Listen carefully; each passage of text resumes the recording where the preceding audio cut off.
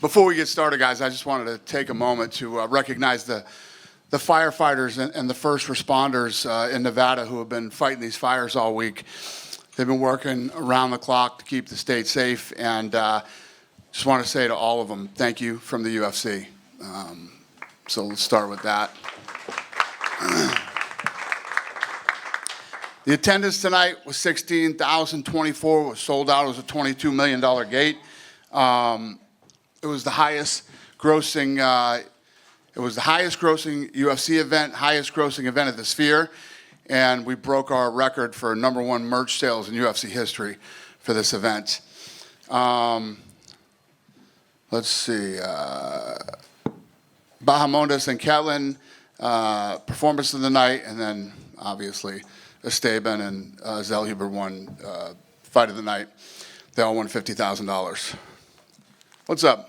Who's first? Dana, did the event live up to what you expected, and was there anything that you wanted to do that you didn't do that now you wish you had? Literally, the whole thing was seamless. It went perfect. We didn't have a lot of time to rehearse. That was our big, worry coming in here, but they nailed it. The team absolutely nailed it. I mean, I saw it, like I told you guys before, I saw it first when it was like 50% resolution. Then I was in here the other day for Thursday was our first full rehearsal, and Thursday was our first full rehearsal for that show. So the team killed it. It was absolutely amazing. So does that, given the fact that you said yesterday it would be very profitable, it was an extremely good event tonight, do you change your mind about it being one and done? No. I'm under contract with MGM. So, yeah, I'm under contract. You know, this thing, I told you guys leading up to this, the way that this whole thing played out, tonight was meant to happen. So it happened. We did it. We killed it. And, I have literally been getting blown up by everybody about this event. And I guess we did, the other thing that we accomplished is it translated well onto television too. I feel like people felt like it was a different experience than they get on a normal Saturday night for a UFC event. Just wanted to get you to comment a little at length about the Zellhuber-Ribovics fight, and especially in the one round when, I think it was the second round, when he looked like he was going out, and for that kid to come back and fight back and land a couple shots at the end. I mean, the balls he showed and just, kind of the heart that he showed in that at the end was incredible. Yeah, I mean that's why that's fight of the night. I mean, those guys were literally going toe to toe. Both of them got hurt. Both of them recovered and kept swinging. It was incredible fight. Is that rank up there with Henderson and Shogun and some of the best fights you've seen? Yeah, of course. Yeah, it's one of the best fights I've ever seen. And I want Valentina's strategy was effective, but it kind of sucked the life out of the room. How disappointing was that to see that fight and sort of just you could hear a pin drop as they were fighting? You can put on $20 million worth of production, but you can't control the fights. They're going to be what they are. So I cannot let that drive me crazy. And then just your thought on the main event. I mean, it seemed like an odd beginning there with Merab calling timeout, and I guess there was a kiss apparently. Well, no, he didn't call timeout. What happened was Merab and O'Malley's corner were screaming at each other the whole beginning of the fight. They were yelling at each other back and forth, and then Herb Dean stepped in and told them to knock it off. Yeah, and then the kissing in the back and standing up and walking away before the bell, that I have no idea. Merab does some shit. You know what I mean? Yeah. It was weird, but not shocking. His performance was what everybody would have expected. Were you disappointed with Sean? Sean had fire in that last little bit when he was throwing those body kicks, but you didn't seem to see that fire from Sean maybe throughout that you might have expected. I don't disagree with you. He looked flat. He didn't look sharp. He didn't look crisp and until the last round. He hurt him with that body shot. He knew he hurt him with the body shot, and he kept going in and trying to finish, but yeah, I don't agree. I mean, I looked at the punch stats. There's like 6 in a couple of the rounds. So Do you feel like, I don't know if you can put your finger on why he performed the way he did, but there was so many expectations on him, and this card was built and got so much hype, and then he is the star of the card. Do you think that might have impacted him in any way? I mean, you'd have to ask him that. I don't know the answer to that question, but I think that he's one of those kids that lives for moments like this. I mean, this is what he's all about. He's that guy. I think that I don't know if he just got in there tonight and fell flat. Some nights it's just is what it is. And then finally, where does this night rank in your greatest nights since you work with UFC? Because given everything you pulled off, and given, except for the last two fights, it was an unbelievable night of fights. I mean, where does it rank in your pantheon of great nights? Yeah, it's right up there with COVID. I mean, going through COVID was really tough, challenging, and then this is the same thing. We didn't have enough time to pull this event off. We didn't have enough time to rehearse this event. We spent shitloads of money on the production, and now when I kept telling you guys, I'm in this thing 17 million, I'm in this thing 20 million. You get the 20 million now, right? I mean, you saw it tonight. I mean, this is as good as the production quality in this building tonight was off the charts, and the thing that made this so told you this was meant to happen, and doing Mexican Independence Day in the Sphere, you're actually telling a story. There's a story to be told rather than just fights. Because if you just do fights on a regular fight night, somebody came up to me and said, "This is so fucking awesome. You got to do 4th of July now for America." But the point is, there's stories to be told, and this was the perfect place to tell Mexican Independence Day story. Last question for me, and I kind of alluded to this at the beginning, but was there anything that the building was technically capable of doing that we didn't do? That was brought up to you that you didn't do? No. Anybody in the haptic seats? Did you feel it tonight? No. It was pretty cool. The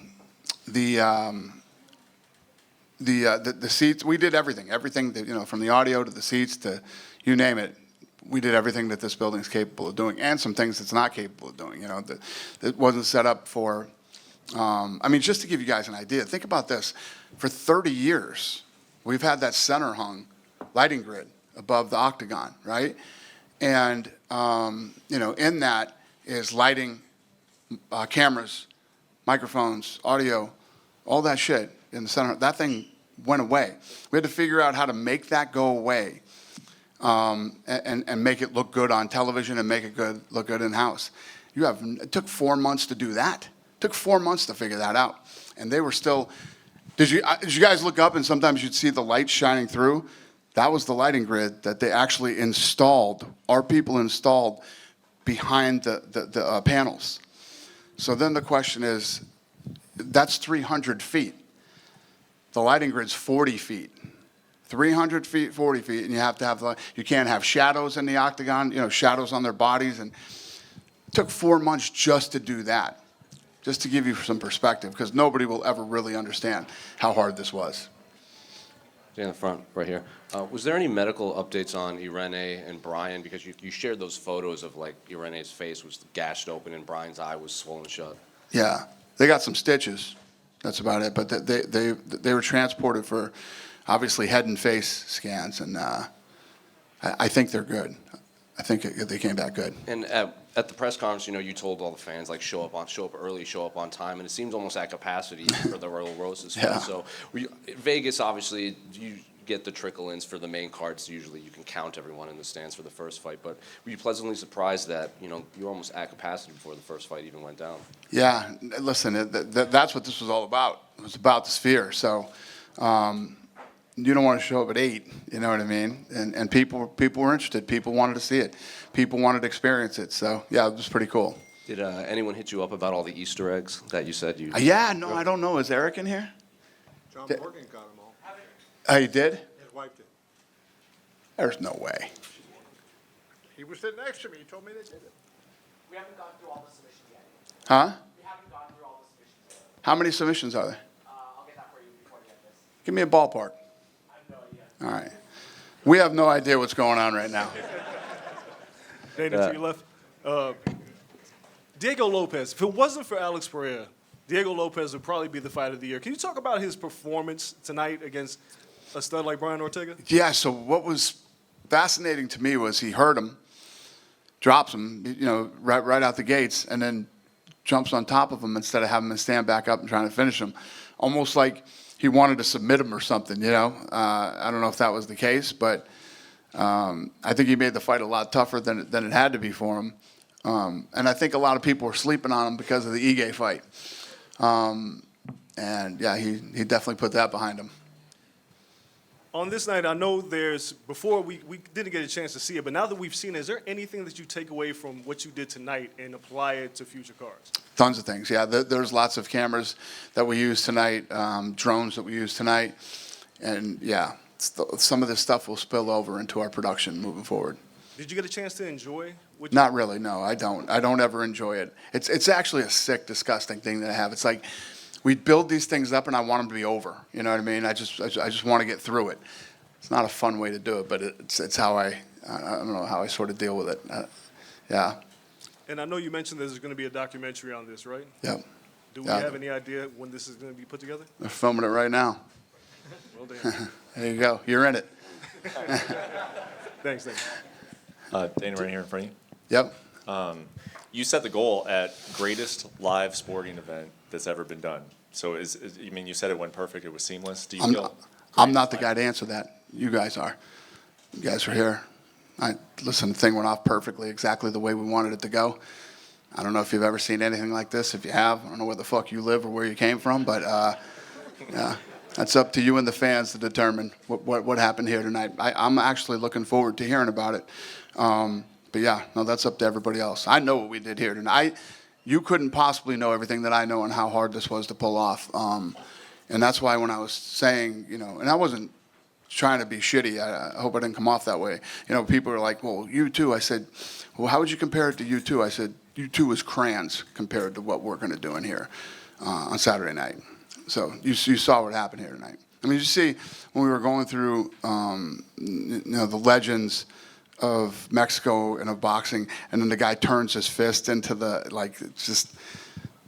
there's so many little details. If I put you through and you watch the show 25 times, you'd see new things that you didn't see the first time. There's so much detail in this thing, and the marigold scene is incredible, coming out of the mouth of the skull, and just the team absolutely murdered this thing. And we all knew going into tonight what we had, but we had to execute. We still had to deliver and make it look seamless. You also said that you thought that maybe after people had seen this, that it would actually change the way that maybe some venues even build themselves. Right. Like, do you feel like do you still feel that way after watching it? Do you? Yeah, I I mean, do. there's no doubt about it. I mean, you fucking got mascots bouncing off trampolines and dunking basketballs and shit. You got jugglers. And, I mean, I've been to a lot of NBA games, They got some weird shit going on at halftime. You know what I mean? So imagine if you started building these arenas where you could actually really do entertaining stuff. Listen, this was my vision for this fight. These people that build these arenas, the whole arena game is starting to go to another level. I actually had a meeting here tonight about an arena that we're probably going to be a part of here in Las Vegas. So the whole game is changing. It's incredible. Yeah, and I guess to that, to expand on that, and this might seem kind of silly or dramatic, but is this the future of sports? Do you think that eventually, and technology is just coming leaps and bounds every year to year. Is this what the future of sports entertainment looks like? Live sporting events? It should. I mean, listen, I talked a lot of shit for a lot of years about boxing, Showtime, even HBO, who I considered the gold standard of it. In 30 years, the only thing that changed in boxing was HD. You know what I mean? So I always like to push the envelope and try to make it better. When new technology comes out, I try to raise the bar because I think it should be. It's easy to I could just say fuck it and go put on fights every Saturday. We sell out. We do great. All these things happen, but I like to not only and for my team, my production crew, what these guys pulled off and what they did, we should be already without tonight. We should be fucking stepping over Emmys at the office, but we got 2. And then last thing for you, so knowing what this process looked like and what your team accomplished, do you see another league trying to pull anything even close to this off? Do you see NBA? Do you see any type of other sport trying to do something similar to what you did tonight? It would have to be. You ain't going to see it in boxing. Boxing isn't going to do it, unless Turkey loved this tonight and he comes in and buys the fucking sphere and puts on, he might do it. I shouldn't say not boxing with him floating around. But, it would take NBA or, one of these companies that, has tons of money. And, yeah, I wouldn't say no. We showed everybody tonight what's possible.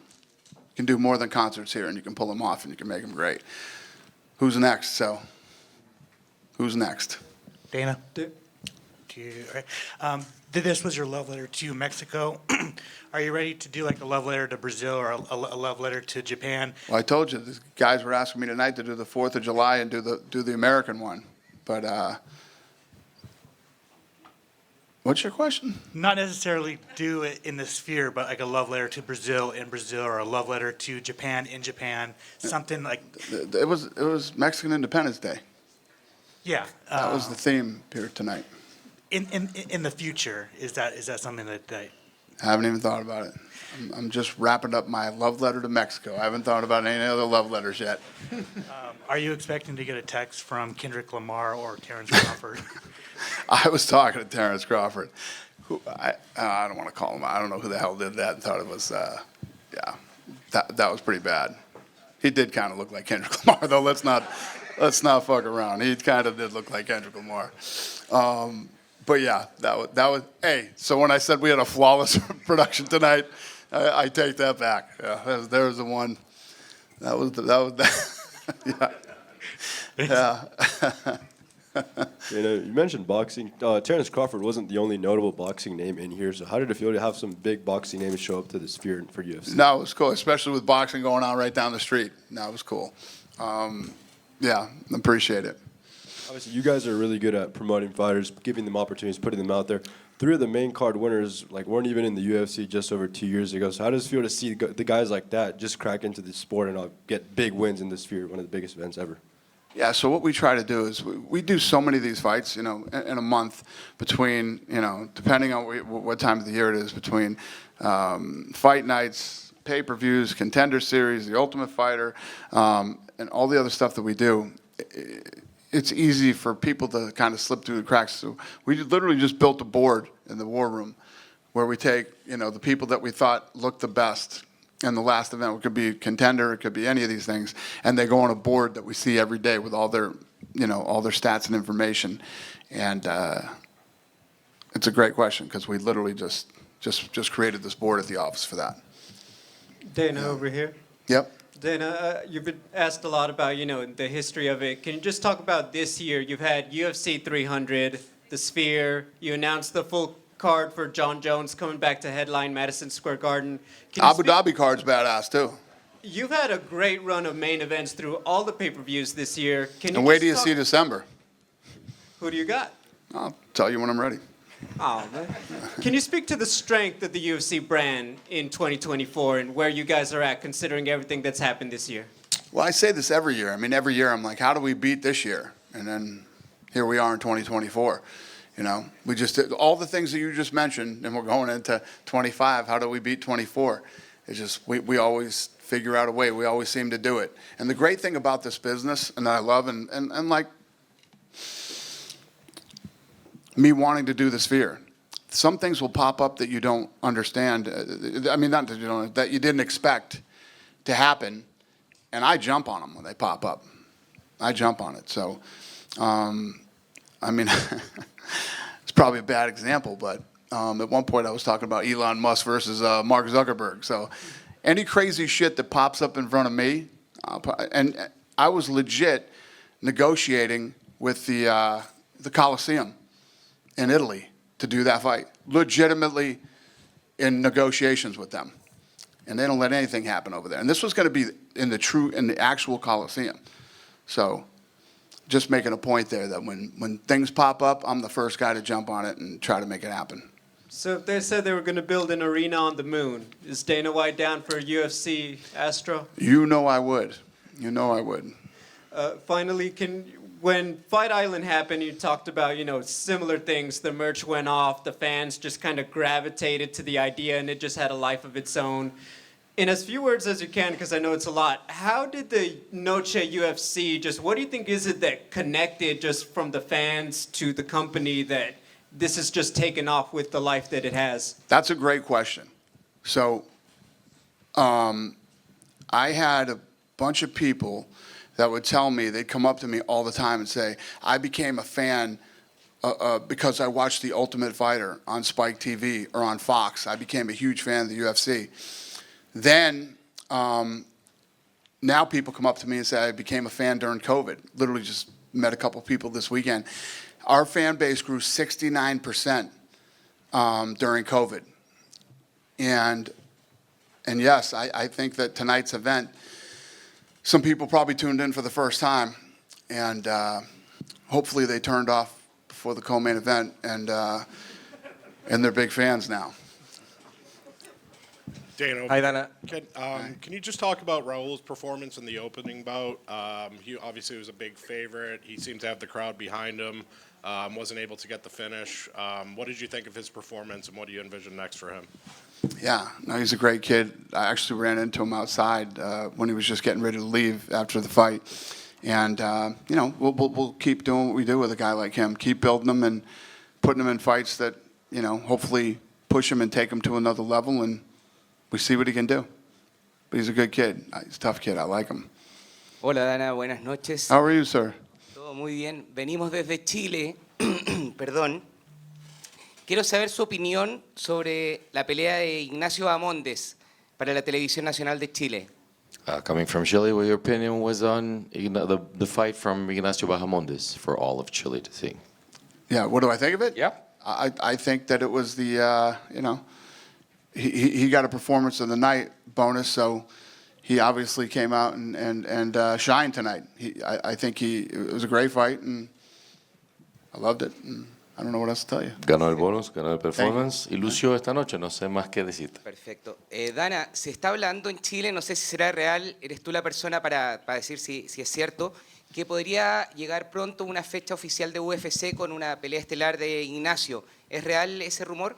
There's been talk, and I'm not sure if you're the right person to talk about this, but or to talk to about this, but maybe a card in Chile with Ignacio Bahamondes as the headliner. Is that something possible? Is he asking me if I want to do that, or possibility. or has he heard it was talked about? Dijiste que hablaron acerca de eso. They have talked about it. Yeah, I would definitely be the guy.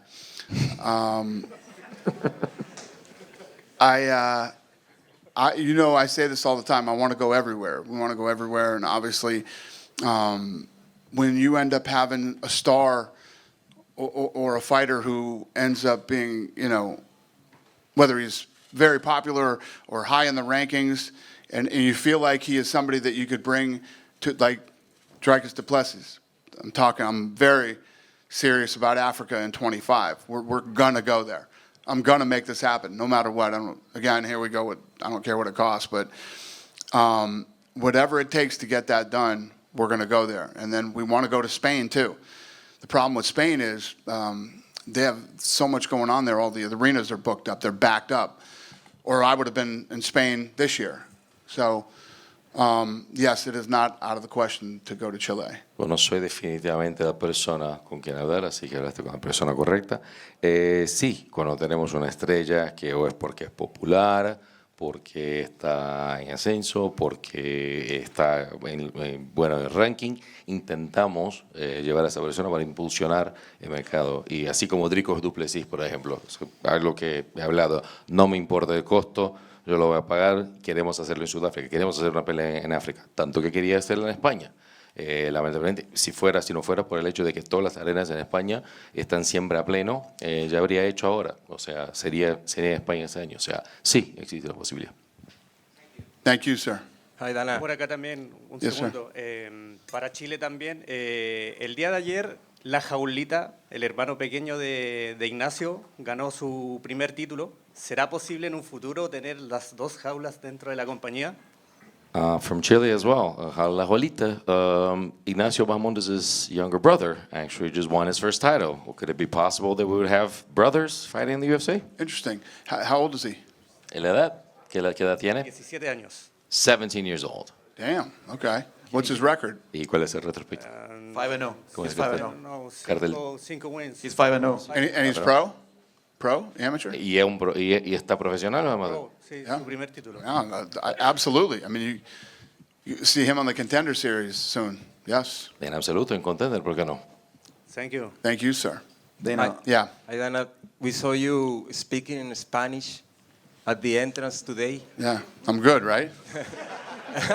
Yeah, with the AI, could you try some Spanish today for the? Who said that was AI? Well, I think so. What's your question? Yes. Yeah, I don't speak Spanish, and that was AI. Pretty good, right? Would you So try- remember the whole Howie Mandel podcast? That was where I discovered that's his company. It's Howie Mandel's company, a company called Pronto. And we've been looking for the opportunity to work with him, and it worked out perfectly for Mexican Independence Day. Because if I was just standing in the box speaking, it wouldn't be as impressive as it was with my Spanish. No, it's a very cool thing he's got there, and I don't know what your question is, but I hope I answered it. And how was to compete with the Canelo fight also tonight here in Las Vegas? What do you mean? How was it to compete with it? Well, not compete, but to have a fight for Canelo this day for the. Yeah, but this wasn't about Canelo or Heyman. You know, they're doing their thing. I'm doing my thing. This was the arena guy at MGM. This was between me and him, and we kicked arena guy's ass. So, yeah, I'm good. I don't know if that's what you asked me, but that's the answer. And how important is for you the Latin American audience? What's the question? How important is for you the Latin American audience? The audience, how important for you is the Latin American audience? Well, every audience all over the world is important to me.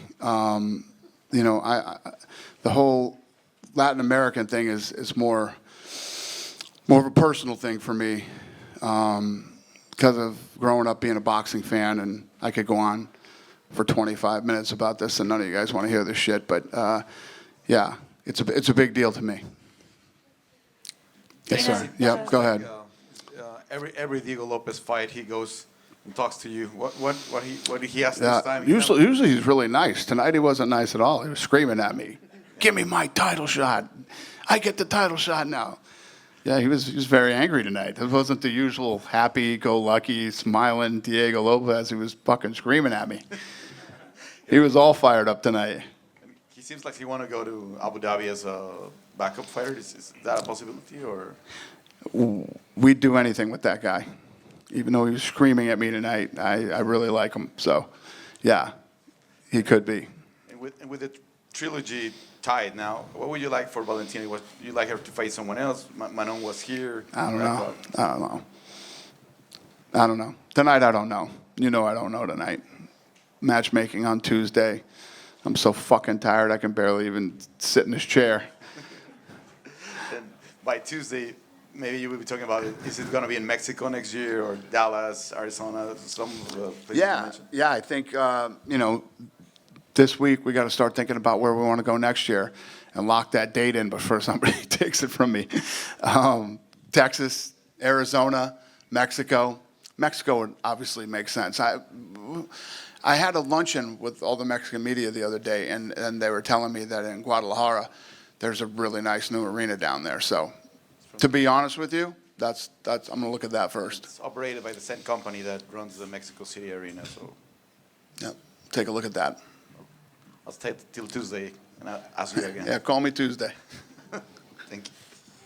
Dana, the arena that you mentioned you had a meeting about tonight, which Las Vegas arena proposal is that? There's a lot, right? They're floating around like crazy. This is one that I heard about a week ago. That sounds really amazing, but we will be a big part of that thing if it happens.